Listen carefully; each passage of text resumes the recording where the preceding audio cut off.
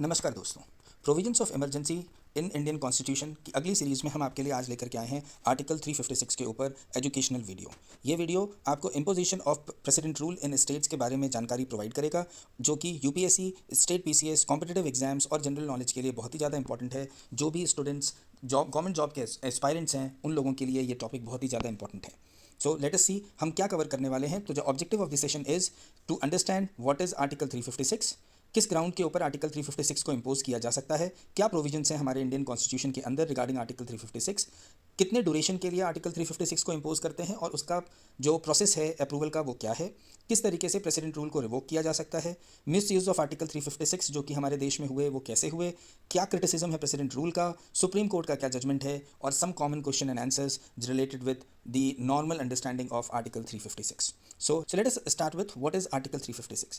In case of constitutional machinery failure in the state, अगर संवैधानिक जो तरीका है स्टेट गवर्नमेंट चलाने का, अगर उसमें किसी तरह की कोई दिक्कत आ रही हो किसी भी स्टेट में, तो प्रोविजन ऑफ आर्टिकल 356 फोकस में आता है। प्रेसिडेंट रूल को लगाया जा सकता है उस स्टेट पे with the advice of the cabinet and approval of president of India. President rule can be imposed. जब कभी भी प्रेसिडेंट रूल लगाया जाता है तो उस स्टेट के जो गवर्नर होते हैं वो वहाँ के चीफ एग्जीक्यूटिव हो जाते हैं और कंप्लीट स्टेट एडमिनिस्ट्रेशन उनको रिपोर्ट करती है और वो union and president of India को रिपोर्ट करते हैं। ये प्रेसिडेंट रूल लगाने के दो सर्कमस्टांसेस हैं जिसमें प्रेसिडेंट रूल किसी भी स्टेट पे लगाया जा सकता है। इसे जानने से पहले हम ये जानने की कोशिश करते हैं कि इंस्पिरेशन ऑफ आर्टिकल 356 हमारे संविधान को आया कहाँ से, ये इतना बड़ा पावर हमारे यूनियन को देने का ख्याल कहाँ से आया। तो बेसिकली इंडियन गवर्नमेंट एक्ट 1935 आज़ादी से पहले पास हुआ था और इसका सेक्शन 93 बना इंस्पिरेशन की हमारे कॉन्स्टिट्यूशन में आर्टिकल 356 को शामिल किया गया।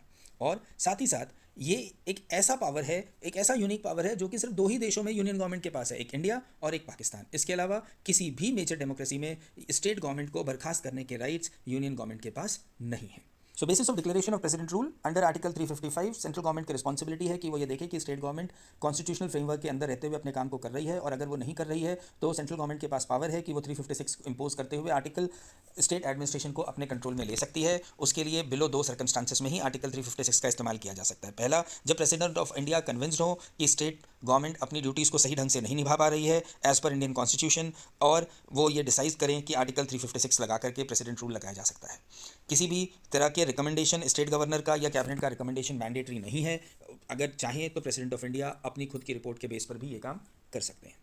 Second, when President of India observes that the state government is not working as per the directions of union government on the matter which are related with the union as per the constitution, as हमारे constitution में राज्य सरकारें और देश की सरकार यानी कि यूनियन सेंट्रल गवर्नमेंट केंद्र की सरकार के बीच में जुरिडिक्शंस को डिवाइड किया गया है कि कौन सी सरकार कौन से सब्जेक्ट्स को देखेगी, और अगर यूनियन के सब्जेक्ट्स पे ये पाया जाता है कि स्टेट गवर्नमेंट विलफुली या नहीं काम कर रही है यूनियन सब्जेक्ट्स पे as per the direction of the union government, तो भी प्रेसिडेंट रूल लगाया जा सकता है।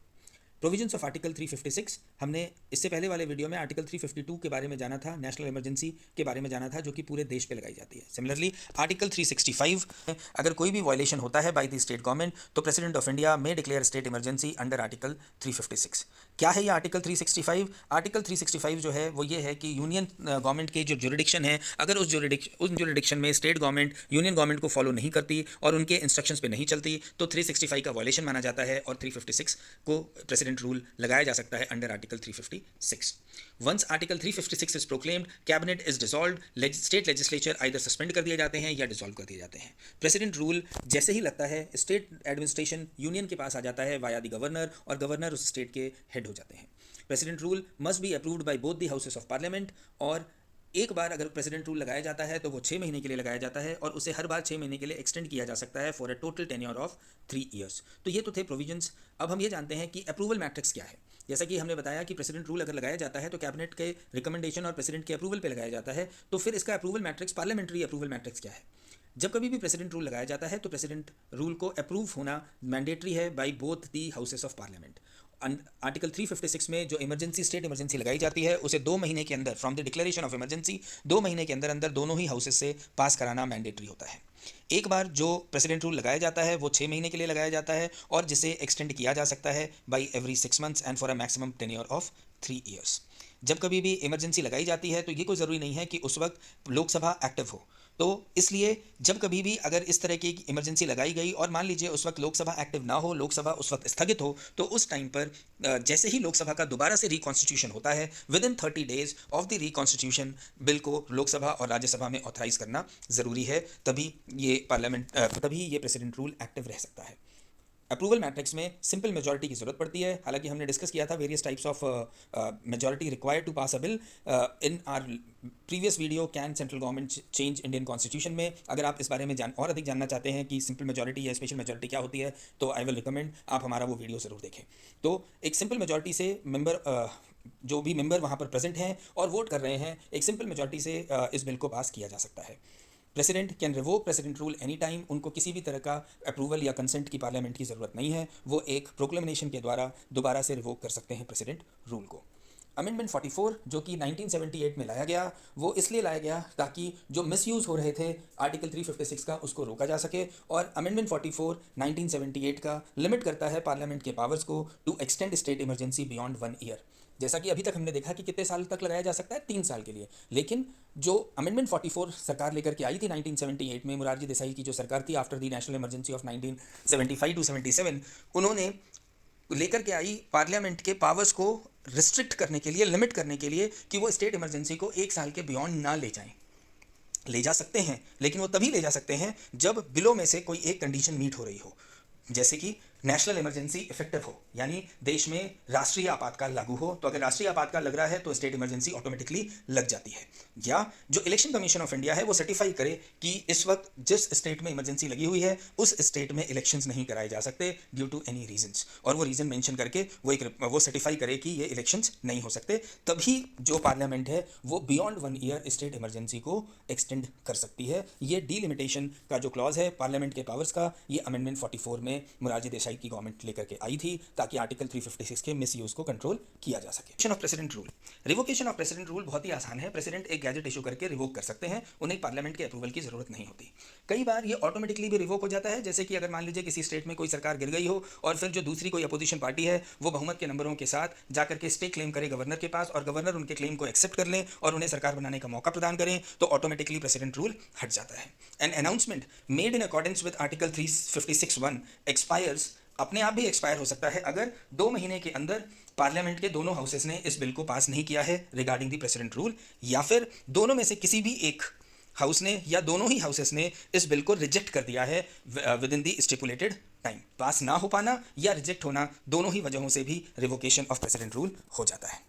अब जो आर्टिकल 356 है, जो कि एक बहुत ही बड़ा पावर प्रोवाइड करती है यूनियन को, तो ऑब्वियसली है जब पावर आता है तो उसके मिसयूज़ होने के भी खतरे होते हैं, और इसी खतरे को भांप लिया था कॉन्स्टिट्यूएंट असेंबली ने, जिसने कि भारत का कॉन्स्टिट्यूशन बनाया। और आर्टिकल 356 को बहुत ही क्रिटिसिज्म मिला था उस टाइम पे, जब कि वहाँ पर मीटिंग्स में डिबेट किया जा रहा था रिगार्डिंग दिस पर्टिकुलर आर्टिकल। तब हमारे जो फाउंडर हैं, हमारे जो फादर ऑफ इंडियन कॉन्स्टिट्यूशन हैं, डॉक्टर भीमराव अम्बेडकर, उन्होंने कहा था कि ये जो एक्सट्रीम अथॉरिटी ग्रांट की जा रही है थ्रू आर्टिकल 356, वो चाहते थे कि वो डेड लेटर के रूप में ही हमारे संविधान में पड़ा रहे और उसका इस्तेमाल union government only as a last resort करे, नॉर्मली ना करे। डिस्पाइट दिस 38th अमेंडमेंट किया गया इंदिरा गांधी की सरकार के द्वारा, और जिसमें कॉन्स्टिट्यूशनल अमेंडमेंट लॉ में बनाया, despite this the fact that the 30th constitutional amendment law made it difficult for the president to be satisfied by the judicial review।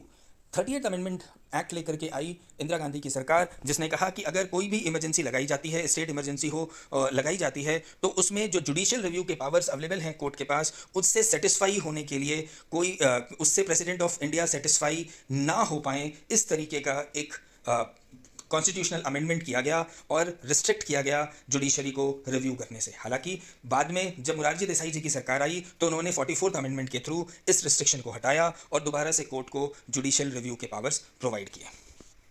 तो मिसयूज़ बहुत हुआ हमारे देश में। 75 सालों में आर्टिकल 356 का इस्तेमाल 100 से अधिक बार किया जा चुका है।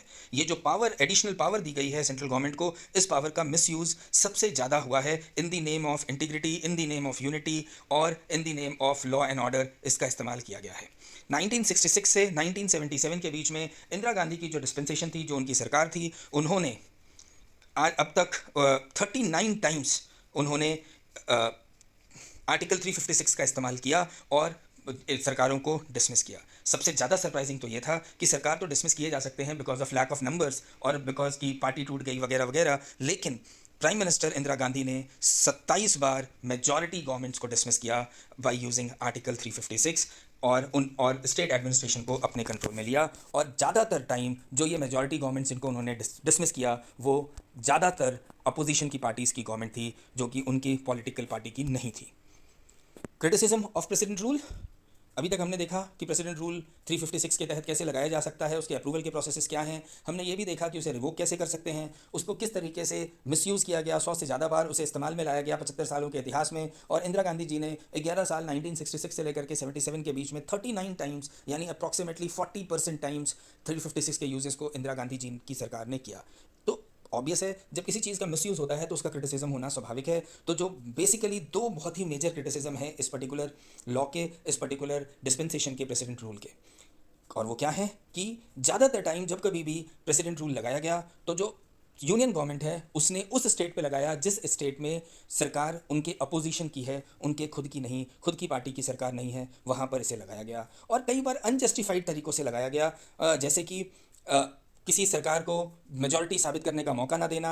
कोई सरकार अगर आपकी गिर गई है तो दूसरे अपोजिशन को ये मौका ना मिले कि वो गवर्नमेंट बना सके, इसलिए प्रेसिडेंट रूल लगा करके असेंबलीज़ को डिसॉल्व कर दिया गया, वहाँ की कैबिनेट को डिसॉल्व कर दिया गया और यूनियन गवर्नमेंट ने इसे एक हथियार बना लिया to gain control over the particular state. इसका एक सबसे इम्पॉर्टेंट एपिसोड आर्टिकल 356 में के इस्तेमाल में जो आया वो आया 1989 में, जब राजीव गांधी जी की सरकार, कांग्रेस की सरकार ने जनता दल की सरकार कर्नाटका में led by the chief minister SR बोमैया को डिसमिस कर दिया on the ground of mismanagement of the state and that they have lost the majority. उनको डिसमिस करने का जो रीज़न बताया गया वो ये था कि स्टेट को मिसमैनेज किया है और साथ ही साथ उन्होंने अपनी मेजॉरिटी भी स्टेट लेजिस्लेचर में खो दी है, जबकि SR बोमैया को मौका ही नहीं दिया गया कि वो अपनी मेजॉरिटी को स्टेट लेजिस्लेचर में साबित कर सकें। और उनकी रिक्वेस्ट को उस टाइम के जो गवर्नर थे उन्होंने रिजेक्ट कर दिया और फिर प्रेसिडेंट रूल वहाँ पर लगा दिया गया। Due to the removal of his cabinet such a decision was seen as arbitrary. अगर इस तरीके का डिसीजन कि हमने आपको मौका ही नहीं दिया, आप सरकार में हैं और हम आपको आपकी मेजॉरिटी प्रूव करने का ही मौका नहीं दे रहे हैं और आपकी कैबिनेट को डिसॉल्व कर दे रहे हैं, इस तरह के वन साइडेड डिसीजंस जो लिए गए, इसके खिलाफ SR बोमैया जी ने एक केस फाइल किया सुप्रीम कोर्ट में। 5 साल तक ये केस चला। 1994 में 9 जजेस की जो कॉन्स्टिट्यूशनल बेंच है उन्होंने जो डिसीजन राजीव गांधी जी का था उसे आर्बिट्री माना और ये माना कि ये गलत डिसीजन था। In order to stop such arbitrary use of the power granted by Article 356 in Indian Constitution, Supreme Court ordered the invalidation of such dismissals and established some fair conditions. उन्होंने कहा कि इस तरह के जो ऑर्डर्स हैं उसे इनवैलिडेट कर देना चाहिए और कुछ फेयर टर्म एंड कंडीशंस होनी चाहिए जिसके बाद ही आर्टिकल 356 का इस्तेमाल होना चाहिए। तो क्या था सुप्रीम कोर्ट का decision? It took the matter over 5 years to reach a logical conclusion. 5 साल लग गए सुप्रीम कोर्ट को ये डिसाइड करने के लिए कि क्या सही और क्या गलत। 11 मार्च 1994 को सुप्रीम कोर्ट की कॉन्स्टिट्यूशन बेंच जो कि 9 जजेस की थी उन्होंने एक लैंडमार्क रूलिंग दी और कहा कि ruling that in a sense ended the arbitrary removal of state governments under article 356 by laying down constraint। उन्होंने कुछ constraints को ले डाउन किया और कहा कि भैया इन constraints को ध्यान में रख करके ही कोई डिसीजन होना चाहिए to remove the state government, arbitrary decisions central government को नहीं लेने चाहिए। ये 9 बेंच की कॉन्स्टिट्यूशनल बेंच ने कहा। और ये किसको कहा? ये उन्होंने कहा उस केस में जिसमें राजीव गांधी जी ने SR बोमैया की गवर्नमेंट को डिसमिस किया था। सो कंक्लूजन, बेसिकली आर्टिकल 356 एक सुपर पावर है जो कि यूनियन के पास है और उस सुपर पावर को कंट्रोल में रखना बहुत ज़रूरी है। और सुप्रीम कोर्ट ने Andhra Pradesh court, high court के ऑर्डर को नलीफाई करते हुए एक बहुत ही सिग्निफिकेंट कॉन्स्टिट्यूशनल मॉडिफिकेशन के लिए रिकमेंड किया। और सुप्रीम कोर्ट ने कहा कि एक स्ट्रॉन्ग विल की ज़रूरत है by the political parties to refrain themselves from using article 356 and repeatedly violating the basic use of article 356। While attempting to protect the interest of the country and the people, it has an impact on the nation's federal structure, thereby transforming it to a unitary one।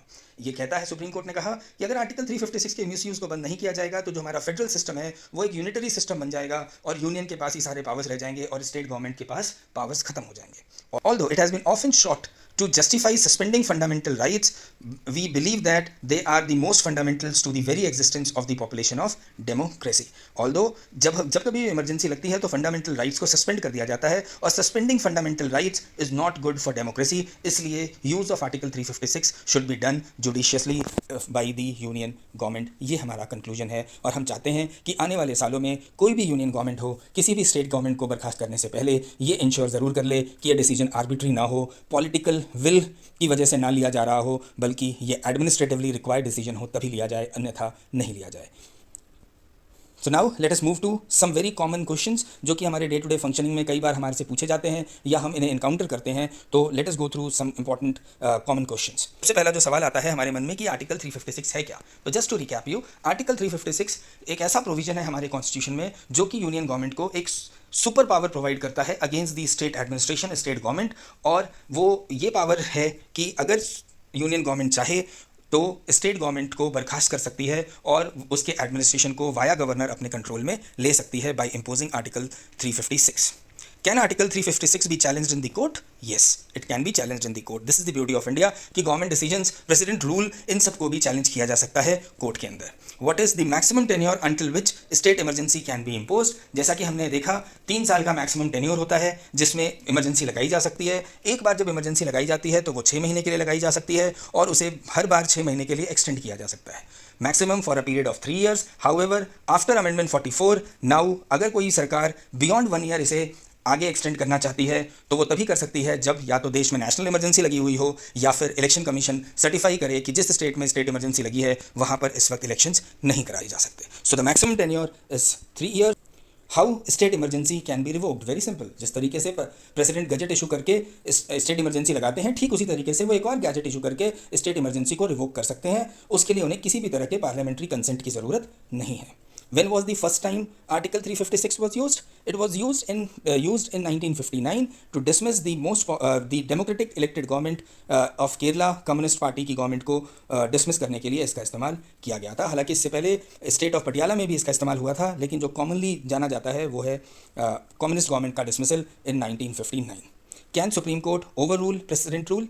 Yes, Supreme Court can overrule the precedent rule as it has got the power under Amendment 44 to do a judicial review of the fundamental principles। और अगर उन्हें लगता है तो वो president rule को overrule कर सकते हैं।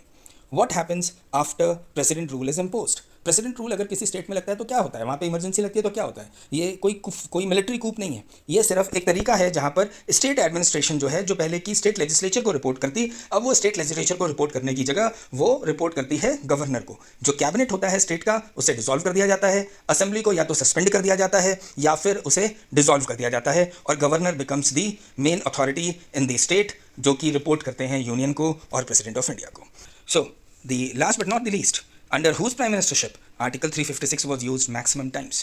And it is a no-brainer answer, Indira Gandhi ji, जिन्होंने लगभग 40% ऑफ द टाइम्स जब इंडिया में 356 का यूनियन गवर्नमेंट ने इस्तेमाल किया, उसका 40% टाइम इंदिरा गांधी जी के टेन्योर में हुआ। इंदिरा गांधी जी ने 39 टाइम्स प्रेसिडेंट रूल लगाया स्टेट्स में और जिसमें वॉपिंग 27 टाइम्स तो उन्होंने मेजॉरिटी की अपोजिशन की गवर्नमेंट्स को डिसमिस किया और उस स्टेट को यूनियन के कंट्रोल में लिया।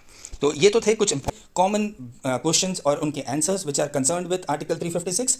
Coming up next will be a video on MCQs on emergency provisions of on Indian constitution, जो कि यूपीएससी, स्टेट पीसीएस और अदर तरह के गवर्नमेंट जॉब्स के एस्पायरेंट्स, जनरल नॉलेज के लिए और कॉम्पिटिटिव एग्जाम्स के लिए बहुत ही इंपॉर्टेंट क्वेश्चंस हैं जिन्हें हम लेकर के आएंगे। तो please watch out for this. We will be coming very very soon. Will try to be there before 10th of this month, that is 10th of August 2024, and then we will certainly come out and will help you understand कि ये जो संविधान में article 356 है, इसका जो गलत इस्तेमाल किया गया, वो यूनियन गवर्नमेंट के द्वारा जो गलत इस्तेमाल हुआ वो कैसे हुआ, कौन सी गवर्नमेंट ने किस राज्य के ऊपर कब इसका इस्तेमाल किया, इसके बारे में जानकारी लेकर के हम बहुत ही जल्द आपके सामने उपस्थित होंगे। तब तक के लिए thank you very much. Please keep liking us, keep subscribing us, and also keep sharing us, our videos with your friends, colleagues, so that we can spread awareness about our Indian Constitution and also help the government job aspirants to clear the exams. Thank you.